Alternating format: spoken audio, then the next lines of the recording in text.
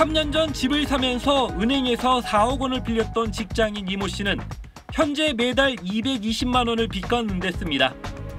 변동금리로 빌린 탓에 월 이자 비용이 처음보다 40만 원 넘게 증가했습니다. 점점 이자 퍼센트가 계속 높아지니까 부담도 계속 늘고, 근데 급여는 오르진 않고, 아니면 급여가 조금 올랐어도 이자율이 더 올라가고, 그래서 뭐 악순환이죠. 가계의 재무 상황을 종합적으로 보여주는 가계금융복지조사에서도 고금리 압박이 본격화한 게 나타났습니다. 금융회사에 빚을 진 가구 중 원리금 상환이 부담스럽다고 답한 가구가 67.6%로 1년 전보다 3.2%포인트 증가했습니다. 아예 빚을 갚는 게 불가능할 것이라고 응답한 비율도 지난해 4.7%에서 올해는 5.5%로 늘었습니다. 가구당 평균 부채는 9,186만 원으로 1년 전보다 0.2% 증가하는 데 그쳤지만 소득 하위 20%의 빚은 22.7%나 급증했습니다. 저소득층일수록 빚에 더 의존하게 됐다는 뜻입니다. 전체 가구의 원리금 상환액은 8.6%나 뛰었고 가구당 평균 이자 비용은 18.3% 증가했습니다. 지난해 기준 금리가 7차례나 인상된 여파인데 통계 작성 이후 최대 증가율입니다. 금융부채 보유 가구 중 7.2%는 지난 1년 중 원금 상환 및 이자 지급 납부기일을 경과하였고, 경과 이유는 소득 감소, 이자 또는 원금 상환 부담 상승 등이 높은 것으로 나타났습니다. 국내 중앙은행들은 고금리 기조가 상당 기간 지속할 거라고 경고해 빚을 진 가구의 어려움과 그에 따른 내수 부진도 쉽게 해소되기 어려워 보입니다. SBS 임태우입니다. 50대 A씨는 사업상 급전이 필요해 300만 원을 빌렸는데 대부업체는 지인들 연락처까지 요구했습니다. 직계가족은 다 가져가고요. 그러면서 거래처나 알리면 창피하겠구나 하는 사람들 다 골라서 가져가요. 석 달 안에 원금의 2배인 600만 원을 갚아야 하는 상황. 하루 늦어지자 협박이 가해졌습니다. 진짜 이러시면요, 저 수고를 사장님한테 안 받고 사장님 자제분들한테 수고를 받을 거예요, 제가.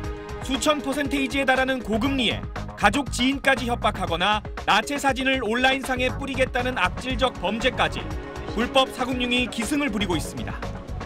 선량한 풍속 등 사회 질서를 위반한 법률 행위는 무효라는 민법 103조에 따라 반사회적 대부 계약 자체를 무효로 할 근거가 있지만 현실에선 관련 판례는 한 건도 없습니다. 피해자들이 시간과 비용을 들여 소송하기 어렵기 때문입니다. 금감원은 피해자들에게 변호사 비용 등을 무료 지원하기로 했습니다. 지금까지는 법정 최고금리 20% 초과 이자에 대해 부당이득 반환 소송을 내는 방식이었다면 무효 소송이 성립되면 이자와 원금까지 갚지 않아도 됩니다. 악랄한 불법 채권 추심, 성착취 추심이 반사회적 계약으로서 무효화를 적극 주장할 필요성이 높아지고 있는 것 같습니다. 다만 지금까지 법원은 계약 자체를 무효로 하는 건 보험 살인 등 극단적인 사례로 제한해 상대적으로 보수적인 판단을 내리고 있습니다. 금감원은 미국, 영국, 홍콩에서 유사한 사례가 있다며 판례를 만들어갈 뜻을 밝혔습니다. SBS 고정현입니다. 고금리 환경으로 서민들의 부담은 커지는데 금융권의 이자 수익은 사상 최대로 늘어나면서 고통을 분담해야 한다는 요구가 커지자 금융당국은 5대 금융지주 회장단을 불러 모았습니다. 금융권의 역대급 이자 수익 증대는 국민들의 입장에서는 역대급 부담 증대를 의미합니다. 대상은 코로나 이후 고금리로 가장 타격이 큰 자영업자 소상공인입니다. 지원 방식은 이자 부담을 직접 일부 덜어주는 걸로 모아졌습니다. 금융회사의 건전성을 해치지 않는 최대한의 범위 내에서 금리 부담의 일정 수준을 직접적으로 낮춰줄 수 있는, 체감할 수 있는 방안을. 올 초 은행들의 성과급 돈잔치 논란으로 은행권이 3년간 10조 원의 기금을 마련하기로 했지만 정작 체감도는 낮았다는 판단 때문입니다. 대출 후 금리 상승분만큼 이자 일부를 되돌려주는 캐시백 방식도 논의 중입니다.